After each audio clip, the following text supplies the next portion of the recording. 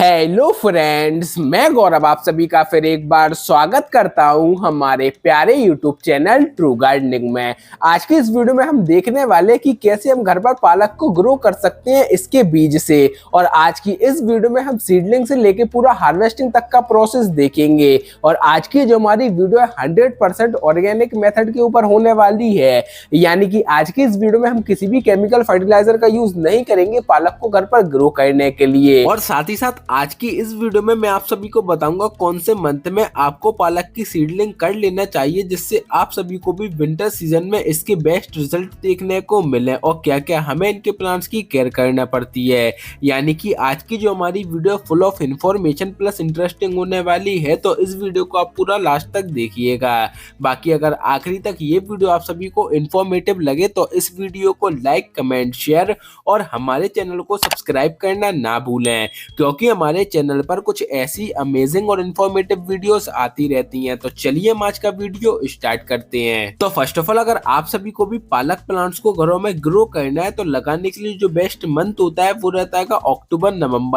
नवंबर के मंथ में आप इसे इसकी सीड से ग्रो कर सकते हैं। आपको इसके बेस्ट रिजल्ट देखने को मिलेंगे। बेसिकली जो पालक जिसे हम स्पिनच भी बोलते हैं विंटर क्रॉप होती है, तो आपको इसकी सीडलिंग अक्टूबर नवंबर के मंथ में ही करना है। तो सबसे पहले आप सभी को लेना है बाउल, और बाउल के अंदर आपको नॉर्मल वाटर फिल कर लेना है। इसके बाद ये हमारे पालक के सीड्स, तो यहाँ पर जो हमें सीड्स हैं इन्हें लेकर वाटर के अंदर सोक करना है 24 यानी कि 24 आवर्स के लिए। इस प्रोसेस को प्री सोकिंग ऑफ सीड्स भी बोला जाता है। ये करने से जो हमारे सीड्स होती हैं इनके अंदर वाटर अच्छी तरीके से सोक हो जाता है और फिर ये जल्दी जर्मिनेट होती हैं। तो इन सीड्स को हमने वाटर के अंदर प्लेस कर दिया है। इसे हम ऐसा ही छोड़ देंगे 24 घंटे के लिए और इंडोर आपको इसे प्लेस करना है। चलिए अब हम मिलते हैं 24 आवर्स बाद। आफ्टर 24 आवर्स, तो यहाँ पर जो हमने पालक के सीड्स को वाटर के अंदर सोक करा था इन्हें करोगे 24 घंटे कंप्लीट हो चुके हैं और फाइनली हमारे सीड्स के अंदर वाटर अच्छी तरीके से सोक हो चुका है। और एक बात का याद रखना है, जो वाटर के सरफेस के ऊपर सीड्स तैर रहे हो उन्हें आपको कंप्लीटली रिमूव कर देना है, क्योंकि ये कभी भी जर्मिनेट नहीं होते हैं। जो वाटर के सरफेस के नीचे सीड्स बैठ जाते हैं वही जर्मिनेशन के लिए रेडी होती हैं। तो इन सीड्स को मैं भी रिमूव कर दे रहा हूँ। इसके बाद हम इसके वाटर को कर देंगे रिमूव और इन सीड्स को वाटर में से निकालने के बाद 10 से 15 मिनट के लिए हम इन्हें ऐसा ही छोड़ देंगे। तो चलिए जब तक हम देखते हैं पालक प्लांट्स को ग्रो करने के लिए इसका सॉइल मीडिया क्या रहेगा। तो यहाँ पर अगर हम पालक प्लांट्स को ग्रो करने के लिए इसके सॉइल मीडिया की बात करें, उसमें आपको यूज करना है 50% रहेगी नॉर्मल गार्डन सॉइल, 30% रहेगा 1 ईयर ओल्ड कंपोस्ट यानी कि गोबर की खाद और 20% रहेगी इसमें कोकोपीट यानी कि नारियल का बुरादा। अब इन तीनों को आपको अच्छी तरीके से कर लेना है मिक्स, और जो हमारा पॉटिंग सॉइल है पालक यानी कि स्पिनच प्लांट्स के लिए वो यहाँ पर रेडी हो जाएगा।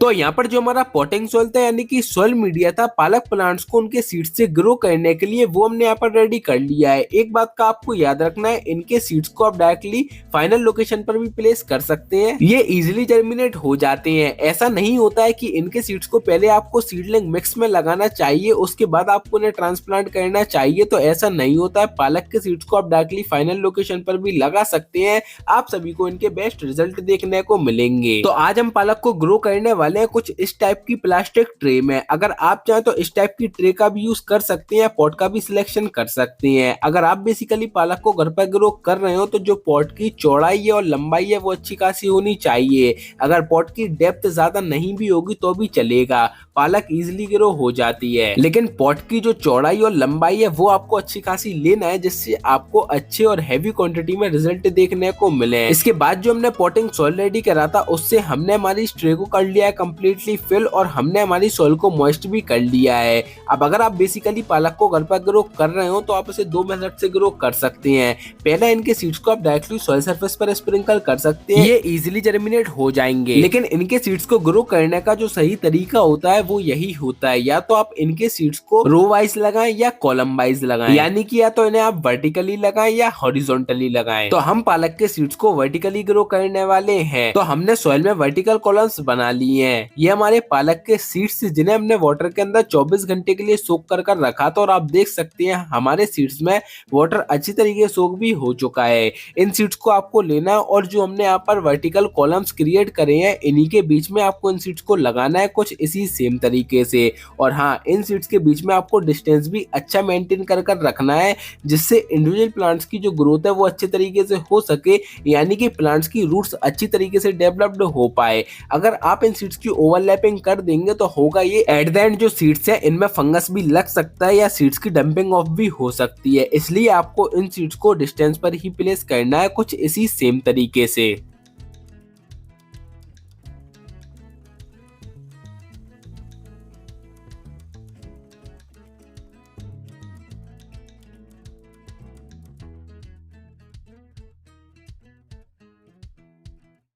तो फाइनली यहाँ पर जो हमारे पालक के सीड्स थे उन्हें हमने सॉइल सरफेस पर भी वर्टिकली स्प्रिंकल कर दिया है। इसके बाद आप सभी को लेना है ये सीडलिंग मिक्स। ये सीडलिंग मिक्स मैंने प्रीवियस बहुत सारी वीडियोस में आपको बताया कैसे आपको इसे प्रिपेयर करना है। इसके ऊपर से आपको करना है 1 से 1.5 इंच तक की लेयर। जो हमारे पालक के सीड्स है उन्हें अच्छी तरीके से सीडलिंग मिक्स से कर देना है कवर, कुछ इसी सेम तरीके से।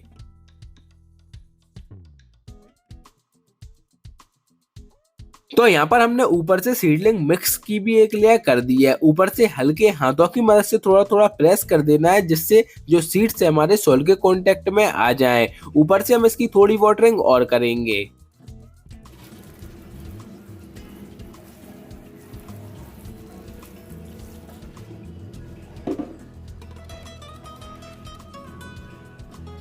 तो यहाँ पर हमने इसकी वाटरिंग भी कर दी है। इसके बाद इस ट्रे को आप ऐसी लोकेशन पर प्लेस कर देंगे जहाँ से मॉर्निंग की 5 से 6 घंटे की डायरेक्ट सनलाइट की रोशनी मिल सके। अभी स्टार्टिंग फेज में सफिशिएंट है, बाकी हमें कुछ नहीं करना है, डेली बेसिस पर इसकी वाटरिंग का रखना है ख्याल। चलिए अब हम देखते हैं इसके सक्सेसफुल रिजल्ट। तो ये हमारे कुछ 3 दिन बाद के रिजल्ट, और फाइनली जो हमारे पालक के सीड्स हैं वो सक्सेसफुली जर्मिनेट हो चुके हैं, और अभी भी इनके जो और सीड्स हैं वो भी जर्मिनेट हो रहे हैं। तो चलिए अब हम कुछ दिन का वेट और करते हैं जब तक इनके जो और सीड्स हैं वो जर्मिनेट होते हैं।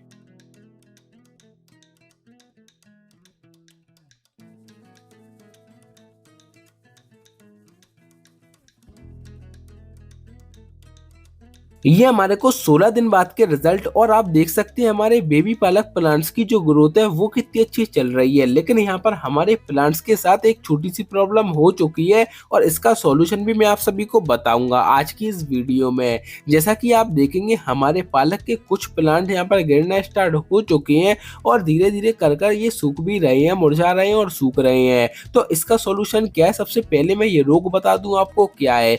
इसे बोलते हैं डंपिंग ऑफ। ये बेसिकली हमारे प्लांट्स के साथ इसलिए हो जाती है, कभी कभी क्या होती है एक साथ बहुत सारे प्लांट्स जर्मिनेट हो जाते हैं और स्पेसिंग इनके बीच में ज्यादा नहीं हो पाती है, उसकी वजह से इसकी डंपिंग ऑफ होना स्टार्ट हो जाती है, और कभी कभी फंगस की वजह से भी हो जाता है ऐसा। तो अब बात आती है कि इसका सॉल्यूशन क्या है। आपको एक बाउल में नॉर्मल वाटर लेना है। इसके बाद आप सभी को लेना है हल्दी यानी कि टर्मरिक पाउडर। यहाँ पर हम हल्दी पाउडर का इसलिए यूज कर रहे हैं क्योंकि इसमें एंटी फंगल और एंटी बैक्टीरियल प्रॉपर्टीज होती हैं, जिससे जो हमारे प्लांट्स है सेफ रहते हैं फंगस से। तो आपको 1 लीटर वाटर में 1 चम्मच हल्दी पाउडर लेना है और इसे अच्छी तरीके से कर लेना है वाटर के अंदर मिक्स, और इसे आप डायरेक्टली अपने प्लांट्स पर कर देंगे अप्लाई।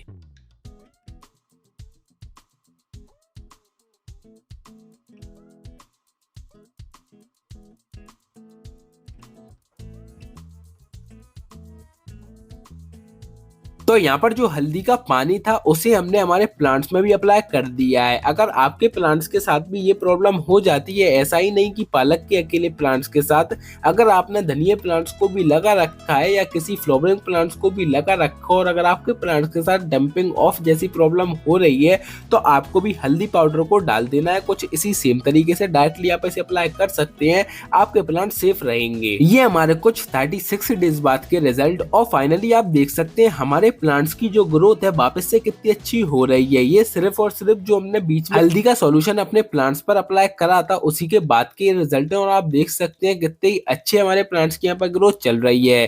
तो आज हम इसमें ऐड करने वाले हैं फर्टिलाइजर। अब यहाँ पर अगर हम फर्टिलाइजर की बात करें तो बेसिकली आप वर्मी कंपोस्ट भी अपने प्लांट्स पर ऐड कर सकते हैं हर 20 से 25 दिनों के गैप में, लेकिन ये जो लिक्विड फर्टिलाइजर है मैंने घर पर ही प्रिपेयर करा है। अब इस फर्टिलाइजर को आप सभी को कैसे प्रिपेयर करना है इसके ऊपर जो फुल वीडियो आपको हमारे यूट्यूब चैनल पर मिल जाएगी और ऊपर आई बटन में भी आपको उस वीडियो का लिंक मिल जाएगा। उसमें मैंने डिटेल में आप सभी को बताया कैसे आपको इस फर्टिलाइजर को घर पर ही बनाना है और अपने प्लांट्स में अप्लाई भी करना है। और इस होममेड 100% ऑर्गेनिक फर्टिलाइजर के बहुत सारे बेनिफिट्स होते हैं हमारे प्लांट्स के लिए। तो ये हमारे 51 डेज बाद के रिजल्ट और फाइनली यहाँ पर जो पालक है वो हार्वेस्टिंग के लिए रेडी हो चुकी है। तो चलिए आज हम इसकी करते हैं पहली हार्वेस्टिंग। तो हार्वेस्टिंग करने के लिए सिंपली आप सभी को एक कैंची यानी कि सिजर लेना और सिजर से आपको पालक को कर लेना है कट। एक बात का याद रखना है, इनके प्लांट्स को आपको रूट्स के साथ नहीं निकालना है, क्योंकि अगर आप भी पालक की सीडलिंग एक बार करते हैं तो फिर आप इसके सिंगल प्लांट से 2 से 3 बार हार्वेस्टिंग ले सकते हैं। इसलिए आपको इनके प्लांट्स को रूट्स के साथ नहीं निकालना है। तो यहाँ पर जो हमारी पालक है सारी पालक को पहले हम कर लेते हैं कट। तो यहाँ पर हमने हमारी पालक की पहली हार्वेस्टिंग कर ली है। इसके बाद यह वर्मी कंपोस्ट केचुए की खाद 100% ऑर्गेनिक फर्टिलाइजर होता है। इसे आपको लेना और अपने प्लांट्स को देना है, जिससे आपके प्लांट्स को और भी ज्यादा भरपूर मात्रा में न्यूट्रिएंट्स मिल सके, जिससे जो हमारी पालक है वो सेकंड हार्वेस्टिंग के लिए और जल्दी रेडी हो सके। जब आप इसकी पहली हार्वेस्टिंग ले लेंगे, हार्वेस्टिंग लेने के बाद आपको भी कुछ इसी सेम तरीके से इसमें फर्टिलाइजर को ऐड कर देना है। और अब आपको कुछ नहीं करना है, सिर्फ थोड़े दिन का वेट और करना और फिर आपको बहुत जल्द सेकंड हार्वेस्टिंग के लिए पालक रेडी मिलेगी। और आप देख सकते हैं कितनी सक्सेसफुल हमें यहाँ पर इसके रिजल्ट मिले हैं। तो उम्मीद है आप सभी को ये वीडियो पसंद आई होगी। So thank you friend to see my YouTube channel true gardening. अगर आप सभी को ये वीडियो पसंद आई हो और इन्फॉर्मेटिव लगी हो तो इस वीडियो को लाइक, कमेंट, शेयर और हमारे चैनल को सब्सक्राइब करना ना भूलें। फिर मिलेंगे हम एक न्यू वीडियो के साथ। सो थैंक यू फ्रेंड्स।